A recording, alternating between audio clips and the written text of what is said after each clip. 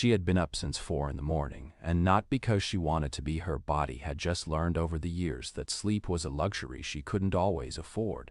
The apartment was still dark when she slipped out of bed, careful not to wake her daughter, who was curled up on the small mattress they shared in the one-bedroom place off the east side of Columbus. The little girl's name was Lily, and she was 6 years old, with these round cheeks that still had that softness kids carry before the world gets to them. And watching her sleep was honestly the only thing that made the early mornings feel bearable. Her mother, whose name was Angela, stood by the kitchen counter for a moment, just breathing, the way you do when you know the day ahead is long and you're trying to gather yourself before it starts. She made a small lunch for Lily, a peanut butter sandwich, an apple she cut into slices because Lily liked it that way, and a little juice box she'd bought in a pack of 8 from the dollar store because the individual ones at the gas station were twice the price. She did these small calculations automatically now.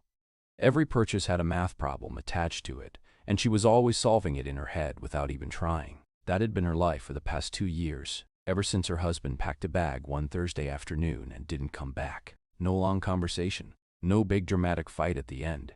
He just left, and in leaving he took with him whatever version of stability she thought she had. What he left behind was an $11,000 debt spread across 2 credit cards, a lease she could barely cover on her own, and a 6-year-old daughter who still asked about him at random moments, usually at bedtime, in that quiet, honest way little children ask things that grown-ups don't have good answers for. Angela had picked herself up the only way she knew how. She got a job.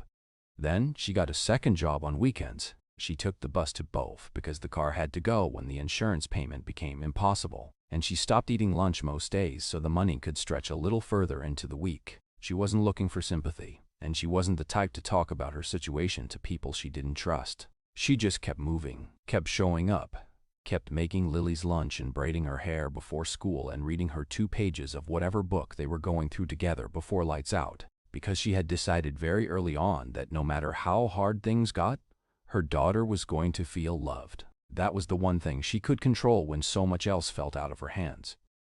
And for 2 years, that was enough to keep her going. But on this particular Tuesday morning in November, something was different. There was a small rolling suitcase by the front door, purple, with a cartoon cloud on the side that Lily had picked out at a thrift store for $2 and immediately claimed as her own. And the sight of it made Angela feel something warm that she hadn't felt in a while. She had been saving for 3 months for this trip. 3 months of skipping the vending machine at work, of turning down the one Friday work lunch she got invited to, of putting aside whatever she had left at the end of each week no matter how small the amount was. The goal had been simple: get Lily on a plane to Phoenix to visit her grandmother, Angela's mother, who was 71 now and hadn't seen her granddaughter in over a year because the distance and the money never lined up at the same time. It wasn't a vacation in the way most people think of one. There was no hotel, no sightseeing plan, no spending money tucked away for extras. It was just a round-trip ticket and a carry-on bag, and the idea that Lily deserved to feel like the world was bigger than their small apartment and the bus routes Angela had memorized by heart. More than that, it was the first time Lily would ever be on a plane, and Angela had been quietly looking forward to watching her daughter's face at takeoff the way you look forward to something beautiful you know is coming. She got Lily dressed that morning in her favorite purple sweater, the one with the little star on the collar. And the girl was already buzzing with energy in the way kids get when something exciting is happening that they only half understand. She kept asking questions. Would there be clouds outside the window? Could she bring her stuffed rabbit? Was the plane going to be loud? And Angela answered every one of them with a patience she genuinely felt, not the performed kind, because this was one of those mornings where being a mother actually felt like a gift instead of just a weight to carry. They left the apartment just after 6, Lily rolling her little purple suitcase down the hallway with tremendous seriousness, like she was a seasoned traveler who had done this 100 times before, and Angela carried the backpack with their documents and her phone and the printed boarding passes she had checked 3 times the night before. They caught the first bus, then the second, and by the time they walked through the sliding doors of the airport, the morning was fully awake, and the terminal was already moving with the particular noise and energy that airports have, that mix of rushing and waiting, of hellos and goodbyes happening all at once. Angela held Lily's hand tighter than she needed to, not because she was worried about losing her in the crowd, but because the moment felt like something she wanted to hold on to. She had worked so hard for this small, ordinary thing. She had skipped lunches and turned down invitations and done the math 100 times over. And here they were, the two of them, together, inside an airport, about to do something they had never done before. She looked down at Lily, who was looking up at the departure boards with wide eyes and an open mouth. And for a few seconds, Angela let herself feel proud. Not the loud kind of proud, just the quiet kind that settles in your chest when you realize you've been holding everything together, and it hasn't fallen apart yet. The check-in kiosk was one of those self-service machines near the front of the terminal, and Angela had used one before at a different airport years ago, so she wasn't nervous about it. She just followed the prompts, tapped in the confirmation number she had memorized, and waited while the screen loaded. Lily stood beside her, still pulling her little purple suitcase back and forth in a small arc, the way kids do when they have energy and nowhere to put it, humming something quietly to herself, completely unbothered by the world.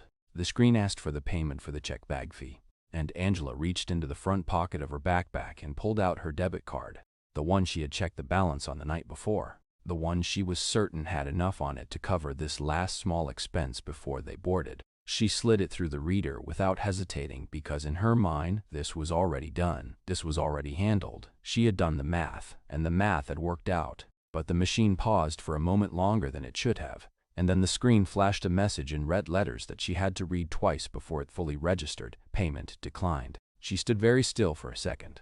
Then she tried again, slower this time, making sure the card went in clean and straight. The machine paused again, declined again. The word just sat there on the screen, flat and unbothered, like it had no idea what it was doing to her. She stepped away from the kiosk and pulled out her phone with hands that had gone slightly unsteady and opened her banking app. And when the screen loaded and she saw the balance, the air went out of her chest in a way she couldn't really describe. An overdraft fee had been applied that morning, something to do with a small automatic payment she had forgotten was scheduled. A $12 subscription she had meant to cancel months ago, and that fee had wiped out what little was left in her account. She did the numbers in her head instantly, the way she always did, and the result was the same every time she ran it. She was short, not by much. $35. That was all that stood between her daughter getting on that plane and not getting on it. $35 that she did not have. She walked to the airline counter and explained the situation to the agent there, keeping her voice steady and low, aware that Lily was right beside her listening to every word. The agent was polite, genuinely polite, not the performative kind, and her face carried that specific kind of sympathy that people show when they feel bad about something they cannot change. She explained that the bag fee was required, that there were no exceptions she had the authority to make, and that without it they would not be able to check the bag. Angela nodded and said she understood, because she did understand, and she stepped to the side to think. She stood near the edge of the counter and started going through her options out loud in her head the way you do when you're trying not to panic. She called her sister, 2 rings and then voicemail. She tried her cousin, same result. She opened a payment app on her phone and checked if there was any balance she had forgotten about, any small amount sitting somewhere she hadn't looked. There was nothing. She even opened a lending app she had downloaded once during a rough month and then deleted in the morning when things felt more manageable. And she had re-downloaded it now with her fingers moving fast. But the approval process required time she didn't have, and the gate was going to close, and the clock on her phone kept moving forward without asking her permission. Lily had gone quiet by this point. She wasn't asking questions anymore. She was just standing very close to her mother, her small hand wrapped around the handle of her purple suitcase, watching Angela's face the way children watch their parents when they sense something is wrong, but don't have the words for it yet. She didn't cry, didn't complain, didn't ask what was happening. She just stood there being 6 years old and completely trusting, and that, more than anything else, was the thing that broke Angela open. Because she had held herself together through the divorce and through the debt and through the lonely nights and the skipped lunches and the 2 buses every single morning, she had held herself together through all of it without making a sound. But standing in the middle of that airport terminal, $35 short, watching her daughter's face go from excited to quietly uncertain, something gave way inside her that she couldn't stop. The tears didn't come loudly. There was no scene, no dramatic moment that turned heads. It was just the quiet kind of crying that happens when a person has been strong for a very long time and the weight finally shifts in a way they can't balance. She turned slightly away from the counter so Lily couldn't see her face clearly, and she pressed the back of her hand to her mouth for a moment and breathed. She wasn't feeling sorry for herself. That wasn't what this was. It was something more tired than that. It was the feeling of having done everything right, of having planned and saved and sacrificed, and still ending up on the wrong side of a $35 gap that felt, in that moment, like a wall she couldn't get around. She wasn't asking anyone for help. She wasn't looking around the terminal hoping someone would notice. She was just standing there at the edge of gate 14, a mother with a 6-year-old beside her, trying to find a way forward and coming up empty, doing her best to keep her face together even as her eyes were giving her away. The terminal moved around her the way terminals do, people rushing past with rolling luggage, announcements coming over the speakers, a child somewhere nearby laughing at something, and none of it had anything to do with her situation, and yet she was standing in the middle of all of it, completely alone in the way you can only feel alone when you're surrounded by people who have no idea what you're carrying. She didn't notice the man standing behind her in line. She didn't notice him watching. She was too busy trying to figure out what she was going to say to Lily.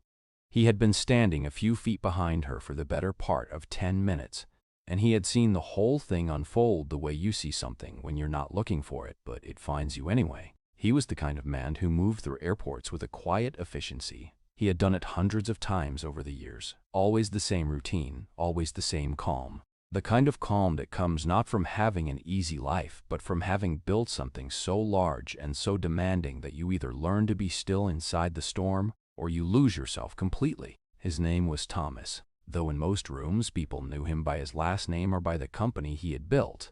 A logistics business he had started in his early 30s out of a rented warehouse in Detroit with 2 employees and a second-hand truck, and that had grown over the following 3 decades into something that employed thousands of people across the country and had made him, by any honest measure, extraordinarily wealthy. He was 61 now, silver at the temples, wearing a dark coat over a collared shirt, no tie, carrying a single leather bag over one shoulder the way men carry things when they've long stopped needing to prove anything to anyone. He didn't travel with assistance or security. He didn't need the fuss. He just moved through the world quietly, which is something people who haven't met him tend to find surprising when they later learn who he is. He had been standing in line waiting to sort out a boarding pass issue at the same counter when Angela stepped up to the kiosk beside him. And he hadn't been paying attention to her at first. He had been looking at his phone, scrolling through something work-related, half present the way busy people are in public spaces. But then he heard the tone shift at the counter. Not a loud shift, not a dramatic one. Just the quiet change that happens when a conversation stops being routine and becomes something heavier. He looked up. He watched the card get declined. He watched her try again. He watched her step away and open her phone and go through the motions of someone doing silent, desperate math. And he recognized every part of that.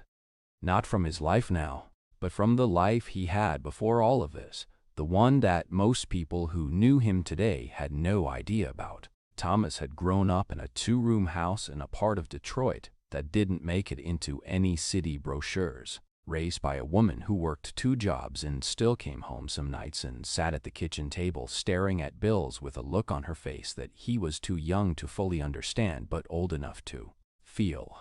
He remembered being 9 years old, standing in a grocery store checkout line with his mother, watching her face go tight when the cashier told her the card hadn't gone through. He remembered the way she looked at him quickly and then looked away, like she was ashamed of something that wasn't her fault, like she was apologizing to him without using any words. He remembered how small that moment made her seem, and how wrong that felt, because she was the biggest person in his world. He also remembered what happened next. A man behind them in line, a stranger in a gray jacket whose face he could no longer fully picture, had leaned forward and handed the cashier some cash, quietly, without making anything of it. His mother had tried to refuse, and the man had said something simple, something Thomas had carried with him for over 50 years. He had said, "Don't worry about it," and he had meant it, and then he had just stepped back and let the moment be what it was without turning it into a performance. That was the memory that came back to Thomas now, standing in the airport, watching Angela press the back of her hand to her mouth and try not to fall apart in front of her daughter. He didn't think about it for very long. He didn't weigh it or calculate it or consider whether it was the right thing.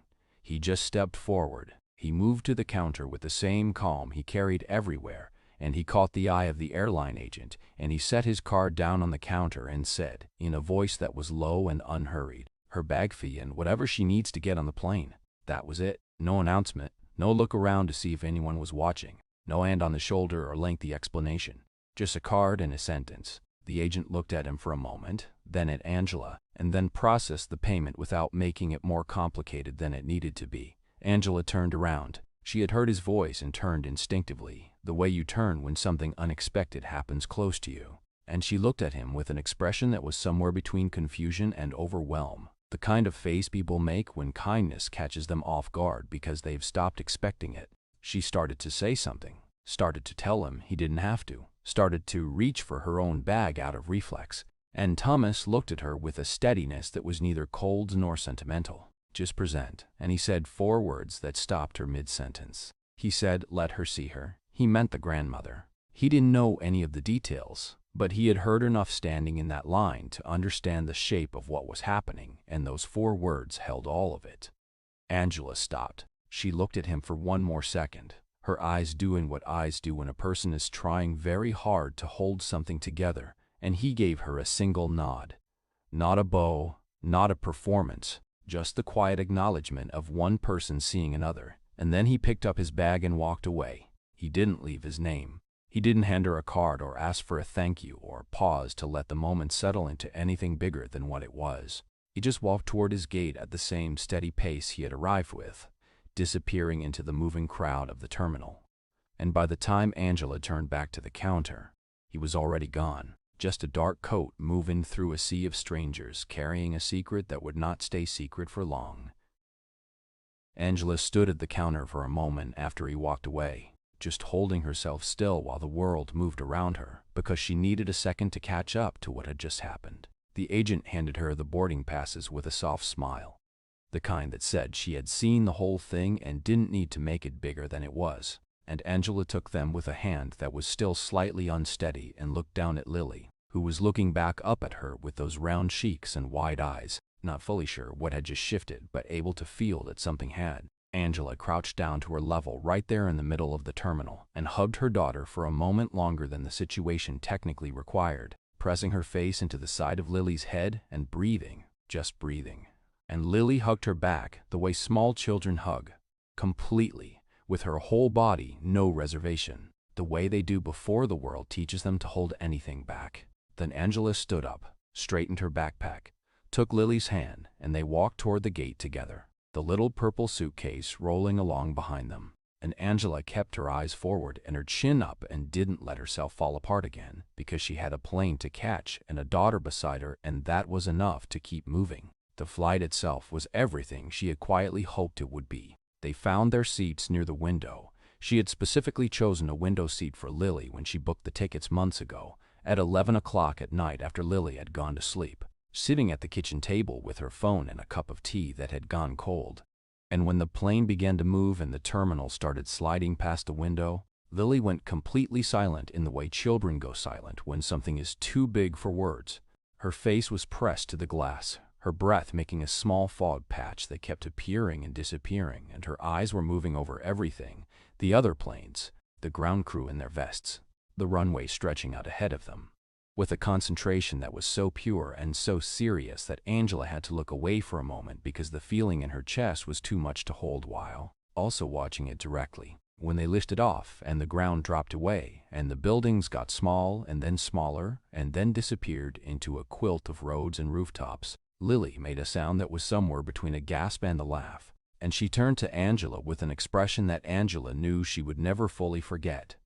It was the face of someone seeing something for the first time that they had only ever imagined, and it was one of the most beautiful things she had ever seen in her life. She reached over and took Lily's hand and squeezed it once, and Lily squeezed back and then immediately turned back to the window, not wanting to miss a single second of the clouds coming up to meet them.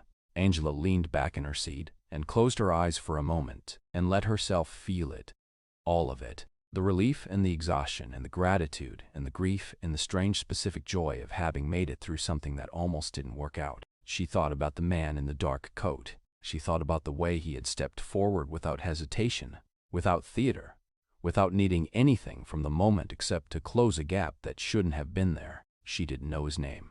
She didn't know anything about him except what she had seen with her own eyes in those 30 seconds at the counter. And what she had seen was someone who looked at her situation and decided, without any fanfare at all, that he was going to do something about it. It was such a small thing in the way that all enormous things are technically small when you reduce them to their parts: a card, a sentence, a nod.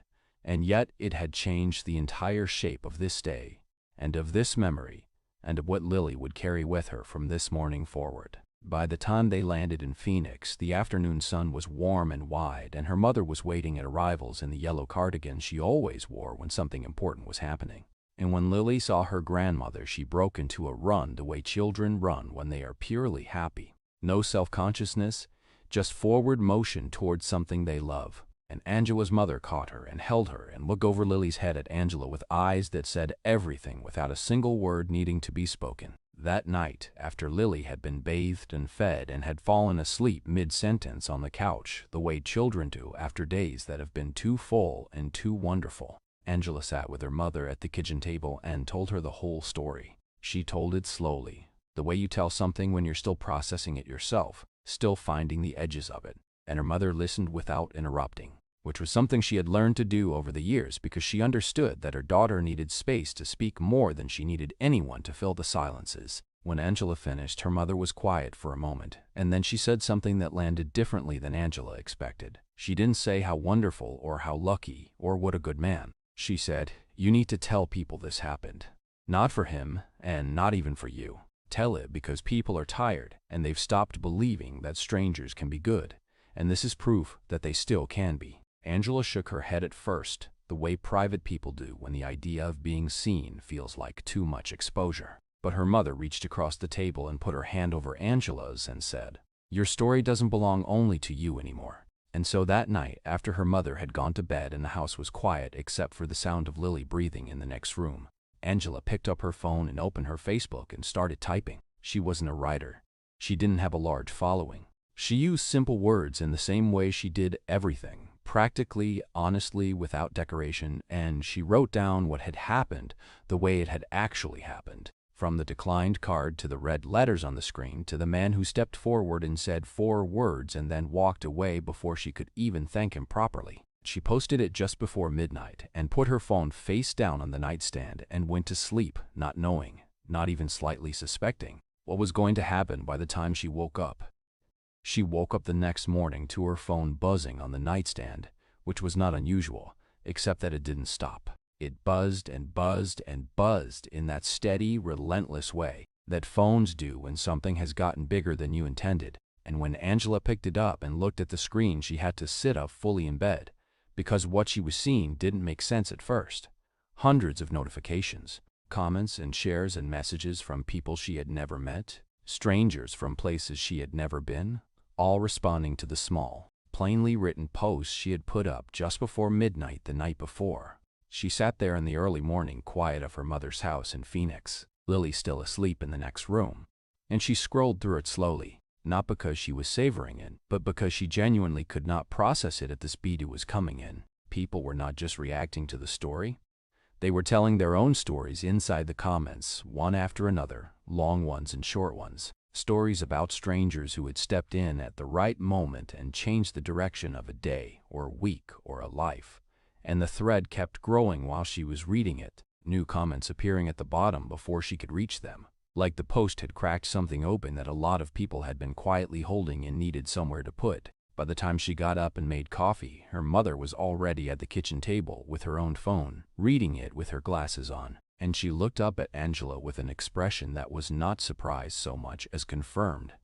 The face of a woman who had told her daughter the night before that the story needed to be shared, and had been right. Within 2 days, the post had been shared thousands of times. A journalist who wrote human interest pieces for a national outlet had seen it circulating and had done what journalists do. She started asking questions, talking to people who knew the airport, cross-referencing details, and through a combination of the timing Angela had mentioned and a description of the man that was specific enough to narrow things down, she identified Thomas, not through anything invasive, just through the ordinary detective work of someone who had been doing this long enough to know how to find a shape in the fog. The story ran on a Wednesday morning with a headline that was simple and direct, and by Wednesday afternoon it had been picked up by 2 more outlets and was sitting near the top of several news feeds under the kind of headlines that people click on, not out of habit, but out of something closer to need, the need to be reminded every so often that the world still contains people who do quiet good things in busy places without waiting to be noticed. Thomas was contacted for comment through his company's communications team, and his response came back within the hour. A single sentence that his assistant read aloud to the journalist over the phone.